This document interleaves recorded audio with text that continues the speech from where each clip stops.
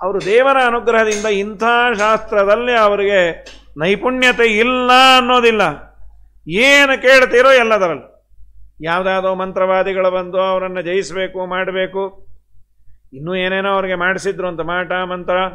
ಭೂಖಂಡಂ ವಾರಣಾಂಡಂ ಪರಪರ ವಿರಟಂ ಡಂಪ ಡಂಪೋರು ಡಂಪಂ ಡಿಂ ಡಿಂ ಡಿಂ ಡಿಂ ಡಿಡಿಂಬಂ ದಹಮಪಿ ದಹಮೈಹಿ ಜಂಪ ಜಂಪೈಶ್ಚ ಜಂಪೈಹಿ ಅಂಥೇಳಿ ಆ ಮಾತುಗಳನ್ನೆಲ್ಲ ಆಡಿದ್ದಾರೆ. ಆ ನರಸಿಂಹದೇವರ ಸ್ತೋತ್ರವನ್ನು ಮಾಡಿದಾಗ ಏನು ಹತ್ರ ಬಂದಿರಲಿಲ್ಲ, ಆದರೂ ಬರಲೇಬಾರದು ಅಂತ ನರಸಿಂಹದೇವರ ವಿಶೇಷವಾದ ಕವಚವನ್ನು ಧಾರಣೆ ಮಾಡಿದರು. ಅಂತಹ ಅದ್ಭುತವಾದಂತಹ ಯೋಗ್ಯತೆ ವಿಜಯೇಂದ್ರ ತೀರ್ಥ ಶ್ರೀಪಾದಂಗಳವರದು. ಏನದು, ಎಲ್ಲ ತರಹದ ರಾಜರ ಸನ್ಮಾನಗಳೇನು ಅವರ ಕಾಲದಲ್ಲಿ ಅವ್ರಿಗಾದದ್ದು, ಅವರ ಪದಪದ್ಯಗಳೇನು. ಕರವಡ್ಡಿ ಬೇಡುವೆ ಗುರು ವಿಜಯೀಂದ್ರ, ನೆರೆ ನಂಬಿದೆ ಭಕುತನ ಕಾಯೋ ದೊರೆಯೇ,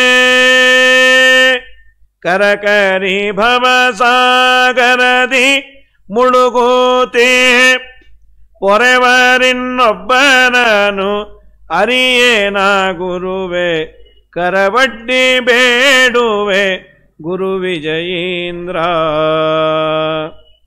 ಧರಣಿಯೋಳು ಭೂಸುರೋತ್ತಮರಲ್ಲಿ ಜನಿಸಿ ಸಕ್ರಮದಿ ವಿಪ್ರತ್ವವ ವಹಿಸಿ, ಗುರುವ್ಯಾಸ ಮುನಿರಾಯರ ಪಾದಕ್ಕೆರಗಿ ಉರುಮಧ್ವಾಗಮರ್ಥವ ಗ್ರಹಿಸಿ, ಮರಳಿ 2-4 ಬಾರಿ ಶಾಸ್ತ್ರಾರ್ಥಗಳ ಗ್ರಹಿಸಿದಾರುಣಿಯಳು ಚರಿಸಿ, ಅರದೂರ ಮಾಡಿ ಪೊರೆವ ಪ್ರಭು ಸಲಹೆನ್ನ, ನಿರುತನ ನೆರಗುವೆ ನಿನ್ನ ಚರಣವ ಗ್ರಹಿಸಿ, ಕರವಡ್ಡಿ ಬೇಡುವೆ ಗುರು ವಿಜಯೀಂದ್ರ. ವ್ಯಾಸರಾಜನ ಅನುಗ್ರಹದಿಂದಲೇ ಅವತಾರ ಮಾಡಿದ್ದು ಅಂತಾನೆ. ಅಂದರೆ ಅವರ ತಂದೆ ತಾಯಿಗಳಿಗೆ ಇವರು ವ್ಯಾಸರಾಜನು ಮಂತ್ರಾಕ್ಷತೆ ಕೊಟ್ಟು ಯೋಗ್ಯ ಮಗು ಹುಟ್ಟತ್ತೆ ಅಂತ. ಭಾಗವತಾಗ್ರೇಸರ ಗುರು ಸುರೇಂದ್ರ ಮುನಿ ಕರಪದುಮ ಸಂಜಾತ, ಯೋಗಿ ಬರಿಯರೆ ನಿಮ್ಮ ಪಾದ ಸೇರಿದ ಜನ ರಘವ ಕಳೆವ ನಿರ್ಭೀತ, ಭೋಗಿ ಭೂಷಣನೇ ಪರ ದೈವವೆಂಬ ದುರ್ವಾದಿಗಳ ಗೆದ್ದ ಖ್ಯಾತ, ರಾಘವೇಂದ್ರನ ಪರಮ ಗುರುವೇ ನಿಮ್ಮಯ ಪಾದ ನೆರೆ ನಂಬಿಹ ನಿಮ್ಮ ದೂತ, ಕರವಡ್ಡಿ ಬೇಡುವೆ ಗುರು ವಿಜಯೀಂದ್ರ, ನೆರೆ ನಂಬಿದೆ. ಇಂಥ ಅದ್ಭುತವಾದ ವ್ಯಕ್ತಿತ್ವ ವಿಜಯೇಂದ್ರದು. ಎಲ್ಲಕ್ಕಿನ್ನ ರಾಘವೇಂದ್ರ ಸ್ವಾಮಿಗಳು ಅಲ್ಲಲ್ಲಿ ಉಲ್ಲೇಖ ಮಾಡ್ತಾರೆ. ಟೀಕಾಕೃತ್ಪಾದರ ನ್ಯಾಯಸುಧೆಗೆ ವ್ಯಾಖ್ಯಾನ ಮಾಡಿ, ಟೀಕಾಗಾಂಭೀರ್ಯ ಮುದ್ದರ್ಥಂ ವ್ಯಾಸರಾಜಾದಯ ಕ್ಷಮಾಹ, ಟೀಕಾಕೃತ್ಪಾದರ ಮಾತನ್ನು ಅರ್ಥ ಮಾಡಿಕೊಂಡು ಅದರ ವಿವರಣೆಯನ್ನು ಕೊಡುವ ಯೋಗ್ಯತೆ ಅರ್ಹತೆ ಅದು ವ್ಯಾಸರಾಜರಿಗೆ ಇದೆ. ಆದಿ ಅಂದರೆ ಎಕ್ಸೆಟ್ರಾ ಅಂದರೆ ಯಾರು? ವಿಜಯೇಂದ್ರ ಸ್ವಾಮಿಗಳಿಗೆ ಗೊತ್ತು, ವ್ಯಾಸರಾಜರಿಗೆ ಗೊತ್ತು, ನನ್ನಂಥವರಿಗೆ ಇಲ್ಲ ಅಂತ. ಮತ್ತು ನೀವು ವ್ಯಾಖ್ಯಾನ ಬರೀತಿದ್ದೀರಲ್ಲ, ಅವರಿಬ್ಬರ ಕೃಪಾಲೇಶ ನನ್ನ ಮೇಲೆ ಬಿದ್ದದ್ದರಿಂದ 1-2 ಮಾತು ನನಗೆ ಅರ್ಥ ಆಗತ್ತೆ ಅಂತ ರಾಘವೇಂದ್ರ ಸ್ವಾಮಿಗಳು ಇವರನ್ನು ಮಾನದಂಡವಾಗಿ ತಗೊಳ್ಬೇಕು ಅಂತಾದರೆ, ಪರಮಗುರುಗಳು ಅಪ್ಪಣ್ಣಾಚಾರ್ಯರು ಹೇಳೇಬಿಟ್ರು, ಸುಧೀಂದ್ರರ ವರಪುತ್ರರು ಅನ್ನೋದಕ್ಕೆ ವಿಜಯೀಂದ್ರ ಕರಾಬ್ಜೋತ್ಥ ಸುಧೀಂದ್ರ ವರಪುತ್ರಕಃ, ಅದ್ಭುತವಾದ ವ್ಯಕ್ತಿತ್ವ ಅಂತ.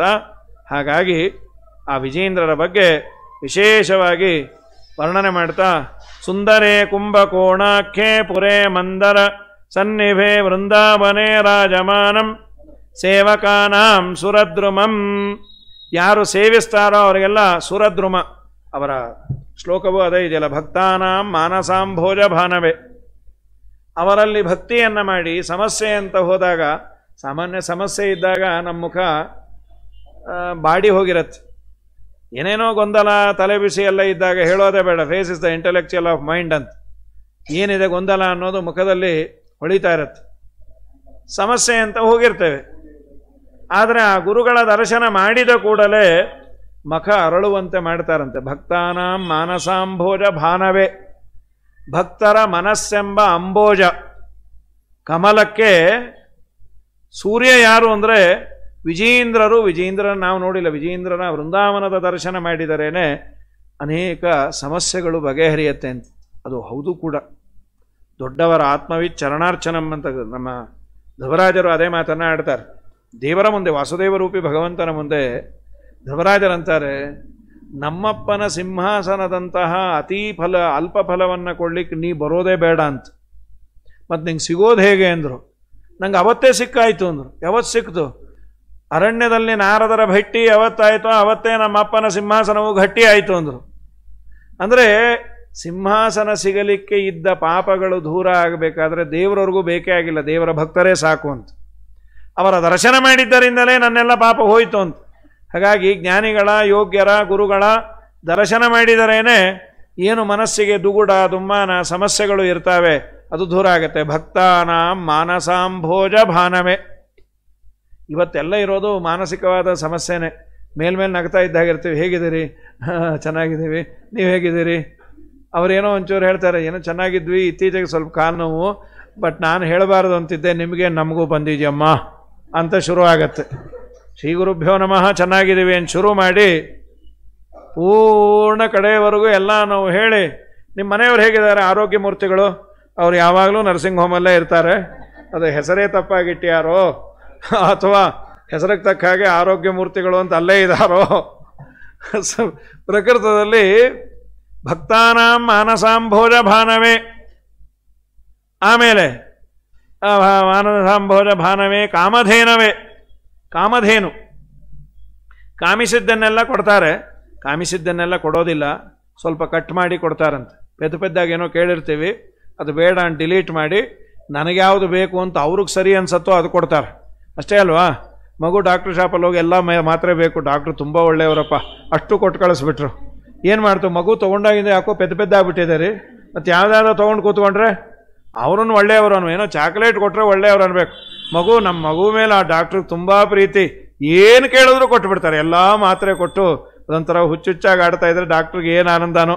ಹೀಗೆ ಇರಬೇಕು ಹುಚ್ಚುಚ್ಚಾಗಿ ಮಕ್ಕಳು ಅಂತ. ಅವನನ್ನು ಯಾರು ಒಳ್ಳೆಯವ್ರು ಅಂತಾರೆ. ನಮ್ಮ ರಾಯರು ಅಥವಾ ಗುರುಗಳು ಎಲ್ಲ ಮಾಡೋದೇನು ಗೊತ್ತಾ?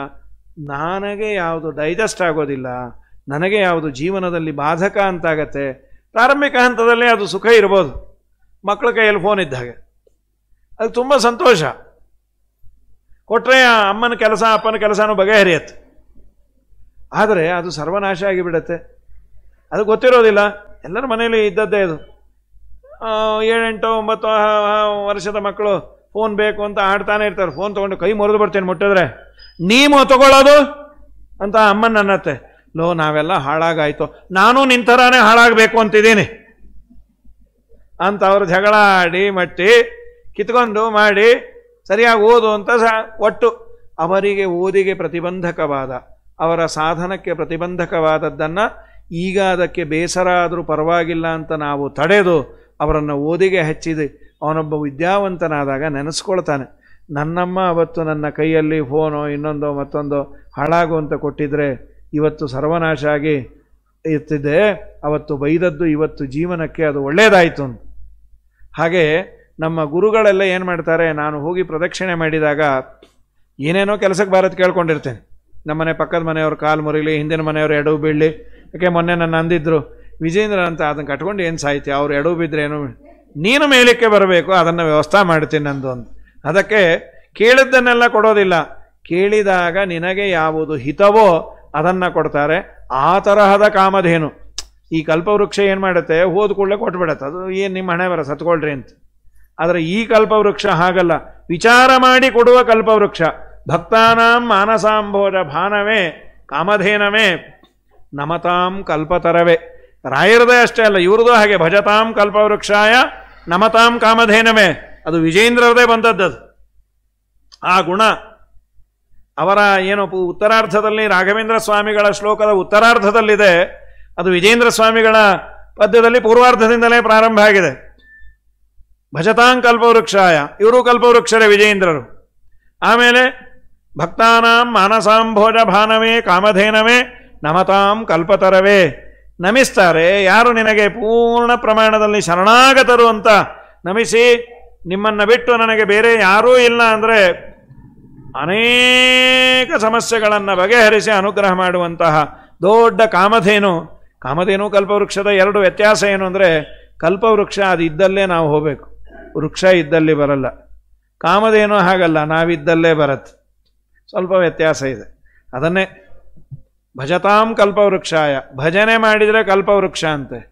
ಆದರೆ ಪೂರ್ಣ ನಮಿಸಿ ದೈಹಿಕವಾಗಿ ನೀವೇ ನನಗೆ ಗತಿ ಅಂತ ಪ್ರದಕ್ಷಿಣಾದಿಗಳನ್ನು ಮಾಡಿದರೆ ಅವರಂತಾರೆ ನಡಿ ನಿಮ್ಮ ಮನೆಗೆ ನಾ ಬರ್ತೀನಿ ಅಂತ ಹಿಂದೆ ಬಂದು ಅನುಗ್ರಹ ಮಾಡುವಂತಹ ಗುರುಗಳು ನಮ್ಮ ವಿಜಯೇಂದ್ರರು. ಅವರ ಶಿಷ್ಯರು ಪ್ರಶಿಷ್ಯರು ರಾಘವೇಂದ್ರರು ಅದನ್ನೇ ಅಂತಾರೆ, ಸುರಧೇನೋರಿವಾನೇಕ ಸೇವಕೇಷ್ಟ ಸುವರ್ಷಿಣಂ ಪ್ರಪದ್ನೇ ರಾಘವೇಂದ್ರಾರ್ಯ ಗುರೋರಪಿ ಪರಂ ಗುರುಂ. ಸುರಧೇನೋರಿವ, ಆ ದೇವತೆಗಳ ಕಾಮಧೇನು ಅಂತೇನಿದೆ ಅದರಂತೆ ಬೇಡಿದವರ ಎಲ್ಲ ಅಭೀಷ್ಟಗಳನ್ನು ಈಡೇರಿಸುವಂತಹ ದೊಡ್ಡ ಕಾಮಧೇನು ನೀವು.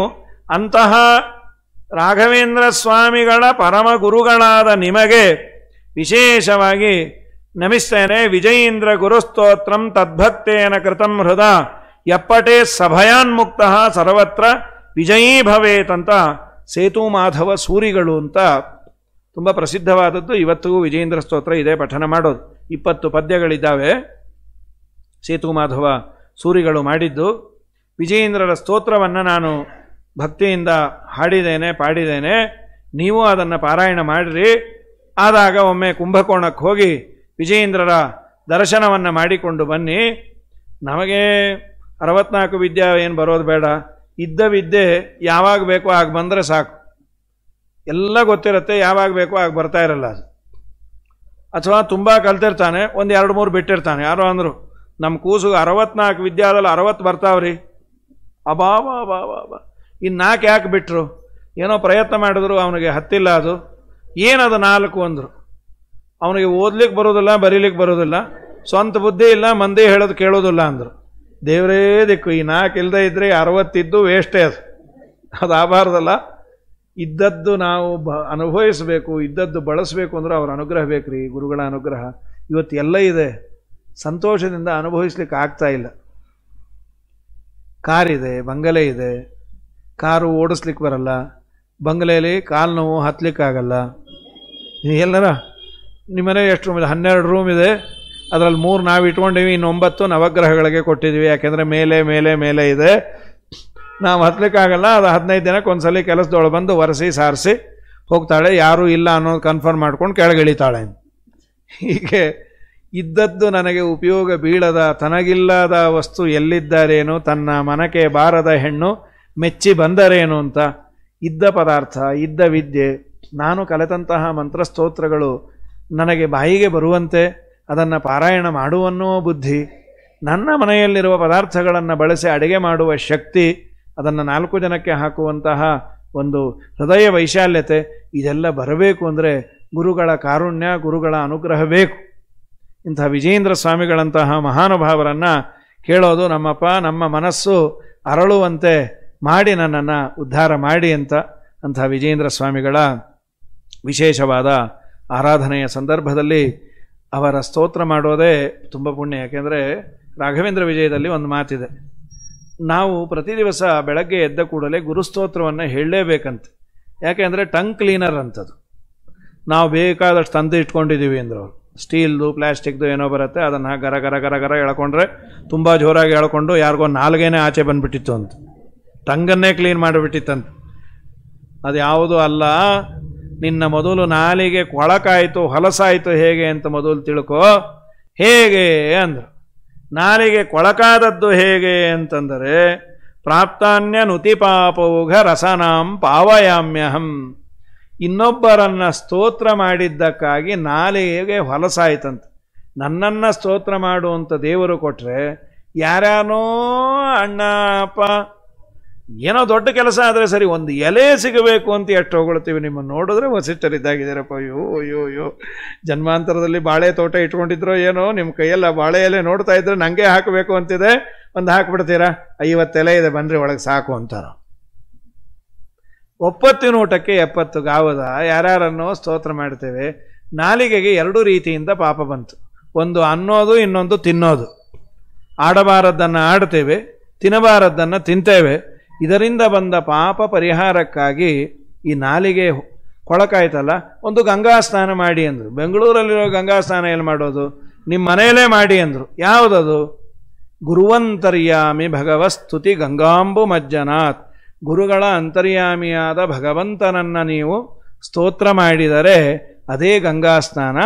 ಅದನ್ನು ಮಾಡಿದರೆ ದೇವರು ಅನುಗ್ರಹ ಮಾಡ್ತಾನೆ ಅಂತ ಆ ಮಾತನ್ನು ಹೇಳಿದ್ದಾರೆ. ಈ ದಿಶೆಯಲ್ಲಿ ವಿಶೇಷವಾಗಿ ಎಲ್ಲ ಗುರುಗಳ ಸ್ತೋತ್ರವನ್ನು ಒಂದೊಂದು ಪದ್ಯವನ್ನಾದರೂ ಹೇಳಿದರೆ ನಾಲಿಗೆಗೆ ಬಂದ ಪಾಪ ಪರಿಹಾರ ಆಗುತ್ತೆ.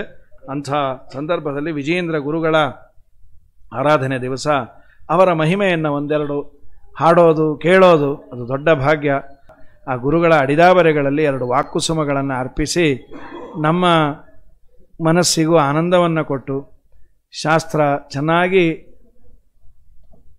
ಅರ್ಥ ಆಗುವಂತೆ ಅನುಗ್ರಹ ಮಾಡಿ, ಮುಖ್ಯವಾಗಿ ಬ್ರಾಹ್ಮಣರಾದ ಮೇಲೆ ದಿನಾ ದೇವರ ಪೂಜೆಯಲ್ಲಿ ಕೇಳ್ಕೊಳ್ತೇವೆ, ವೈಷ್ಣವ ದ್ವೇಷ ಹೇತೂನ್ಮೆ ಭಸ್ಮಸಾತ್ ಕುರುಮಾಧವ. ಯಾವ ವೈಷ್ಣವನನ್ನು ದ್ವೇಷ ಮಾಡದೆ ನನ್ನ ಸಾಧನೆಯನ್ನು ನಾನು ಮಾಡಿಕೊಳ್ಳುವ ಬುದ್ಧಿಯನ್ನು ಭಗವಂತ ನನಗೂ ಕೊಡಲಿ, ಎಲ್ಲರಿಗೂ ಕೊಡಲಿ ಅಂತ ಪ್ರಾರ್ಥನೆಯನ್ನು ಮಾಡ್ತಾ 2 ಮಾತನ್ನು ತಿಳಿಸು. ಶ್ರೀಕೃಷ್ಣಾರ್ಪಣಮಸ್ತು.